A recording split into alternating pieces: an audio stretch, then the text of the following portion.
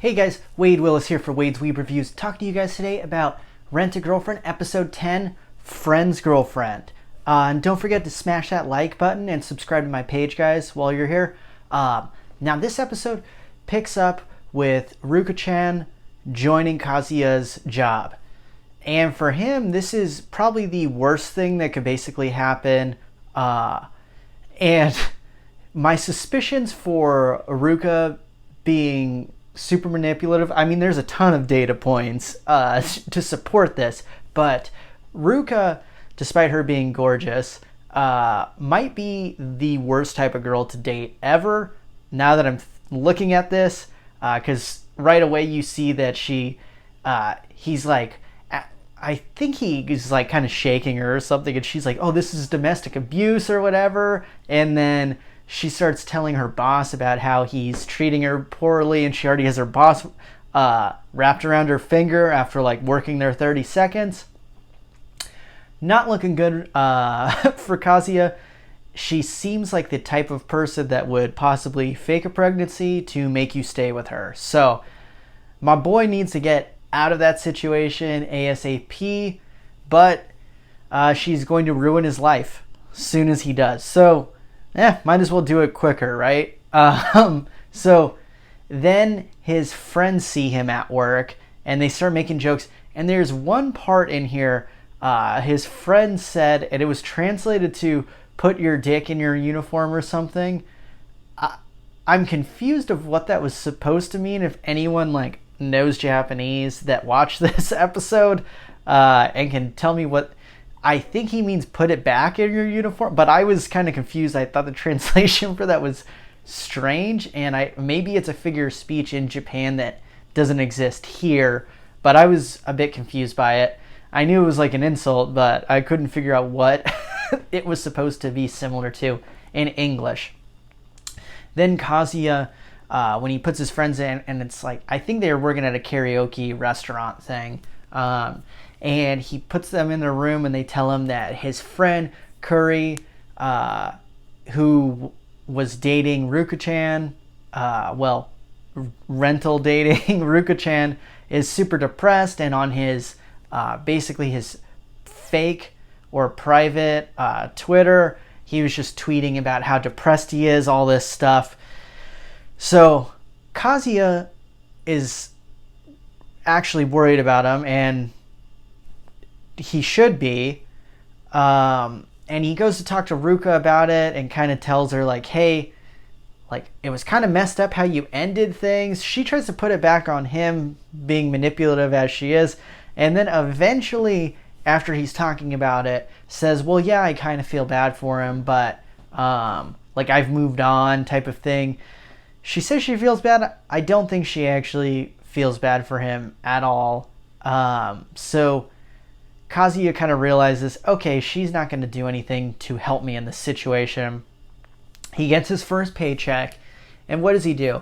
Now, a lot of people have been hating on Kazuya throughout this whole show, and he is kind of a weenie. I'm not the biggest fan of him, but he did save save Mizuhara, like jumping off of a boat to save her. Now she had to save him too, but the effort's there. He does a lot of dumb things, but you can tell that he does have a good heart. And he uses this money to have Mizuhara go on a date with with Curry. So automatically, the hate you had for him, you gotta have some of it subside, because that is a solid bro move. Mizuhara, like, he kind of surprises him, because obviously if he was texting him like, oh, I'm gonna have Mizuhara go on a date with you, Curry would not agree to this. So Mizuhara like surprises him. He immediately feels super uncomfortable, which, I mean, duh, like, that is kind of a bombshell. But then Mizuhara, being, you know what I mean, the master of like emotional intelligence, kind of plays the like, oh, I wanted to go to this theme park, and he's like, oh, you were gonna go by yourself. So then he ends up going with her. They have an amazing time, and he forgets about all the other BS. Basically, Um, he felt uncomfortable initially with having the rental girlfriend with him, but he lets it go and has a really good time with Mizuhara. And this episode really highlights how awesome Mizuhara is. And he even comes to the realization that no amount of money there's no amount of money that someone would get paid to put themselves through this unless he realizes that they're actually like a good person. Like Mizuhara didn't just go through this whole thing and possibly blow up their whole thing just for the money that Kazuya paid her, which I would agree. She does actually have a good heart. She is getting paid for this, but is it really enough to blow up your scene? Not really. So they're having a good time. She ends up like dipping out once Kazuya shows up, or like excuses herself to the bathroom so they can talk it out. And Kazuya apologizes, tells him everything about the grandmas, that she was a rental girlfriend, all this stuff, and it continued on because of that grandma situation. And Curry realizes, dude, I wouldn't have actually... Curry says that he probably would have assumed that it was his real girlfriend the whole time and she just is a rental girlfriend. And he just basically dug himself in a hole to apologize, which gives him some serious, like, kudos. And I got to agree with him on that, because the day itself, it made him feel better, and he was going to feel better from hanging out with Mizuhara.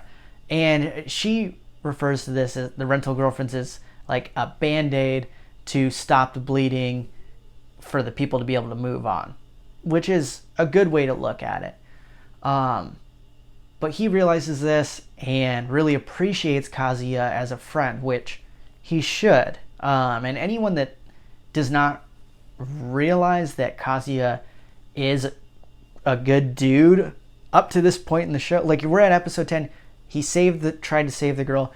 He's done a lot of dipshit things, but he has done things that show that he is actually a good guy. He just a heartbroken dude. But yeah, risks having all this stuff found out just to apologize to his friend and to make his friend feel better. Good bro move in my book. And then the exchange between them, they start Curry's like kind of making fun of him for like the whole grandma thing, which is still really cheesy and dumb, that like they're still, obviously they like each other. The grandma thing is not a great excuse to continue this on, and he's making fun of him for it. Then both of them are kind of like bragging about who had the hotter rental girlfriend. It's pretty funny. And yeah, then Kazuya's gets a text from him later on saying that he's going to like a boob cafe or boob restaurant with his other friends, and he's like, well, he doesn't learn, like that's not really the place to go meet a girl. And I'm assuming what they call like a restaurant, it was restaurant, that's what it was called. I'm assuming that's like a Hooters or something like that in Japan. I would assume that would make sense, but I think it's something like that. So Kazuya's like, dude, the guy never learns. Kazuya gets a message from Mizuhara saying to meet him out in the balcony. He is all like how he always is with Mizuhara, like overanalyzing it. Oh, is this going to be real? No, she probably just needs to talk to me. Let me go put on a suit jacket. Like, the guy, he's just in love, and he knows the girl's out of his league. So can you blame the guy? Oh, and before I move on, Kazuya, right before he left, ended his date with Mizuhara. This is important. He asked her, like, could you ever like fall in love with someone that was one of your clients? And then she flashes back to Kazuya asking her to do this thing, and she says, well, like, this can ruin everything, and sees that Kazuya doesn't care. And Kazuya's talking about like, oh, you're like first class girl, like it's unfair for me to have you all to myself type of thing. But she sees that he is a good dude. Again, he tried to save her. He's had glimmers of being a a good dude throughout this. Again, anytime his ex comes into the situation, Mommy, he does dipshit things, but everyone kind of does when the person that they're in love with or their ex kind of gets into the equation, guy, girl. And if you say you've never done it, you're probably lying, or you've never actually really been in love with someone and kind of been strung along. So, but she kind of thinks about this again. This is showing that she does kind of have feelings for him, but she doesn't necessarily want to say it out loud. So she meets him, Kazuya, on the balcony, and she has a proposal. She needs him to rent this girl out because she's like too shy, and clients are complaining about how shy she is. So basically, she wants her to get practice with Kazuya, who she can trust, to feel more comfortable with these clients and be able to make some money.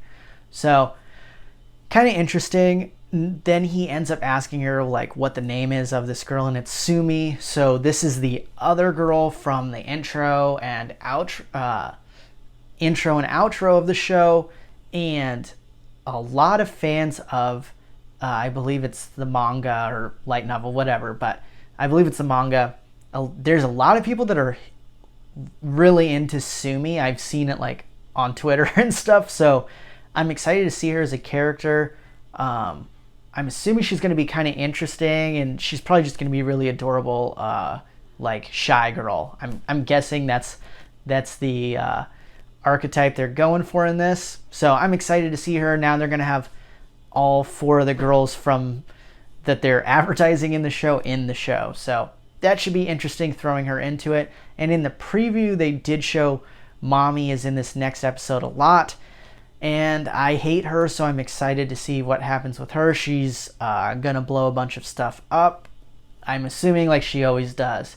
Not a huge fan of her. She is also kind of manipulative. And she seems more like, at least with Ruka, she's like infatuated with Kazuya. So her doing her manipulative things, it's to like end up with the person she's in love with. Mommy just likes manipulating and being like not a good person. And maybe her character's going to become more interesting and you see that there's a reason that she's doing this. But right now what we're seeing, she just sucks. But she's a good, interesting character, someone that you love to hate. And I think it's going to be an awesome episode. Only 2 episodes left. And then there's one thing that Mizuhara does say to Kazuya. She's kind of asking about Mommy, which kind of, before the preview came in showing that she's in it, her talking about her so much is kind of giving us like the red flag, oh, Mommy's coming back in to tear shit up. And eventually he's kind of saying that they're just not talking to each other, and Mizuhara tells him like, hey, I'll be here for you till you get over her. So I don't know.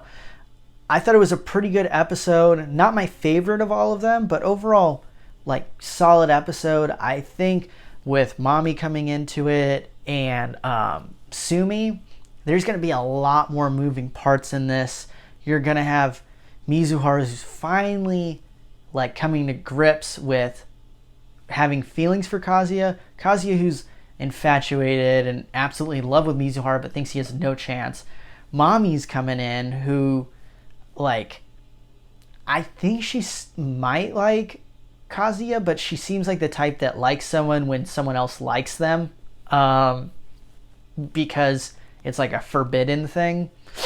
And then, yeah, Sumi, the shy girl that I'm thinking is going to put a lot of kinks. And then obviously, I don't know if I mentioned Ruka, but we know Ruka's going ham and going as hard as she can for Kazuya. So I'm excited to see what happens if Ruka interacts with Mommy. I think there might be a cat fight there. So, but yeah, guys, what did you think about the episode? Comment below. I'm excited to see what you guys thought. Hey guys, this is Wade Willis. Thanks for watching my video. Here's 2 other videos I think you might like, and don't forget to subscribe to my page.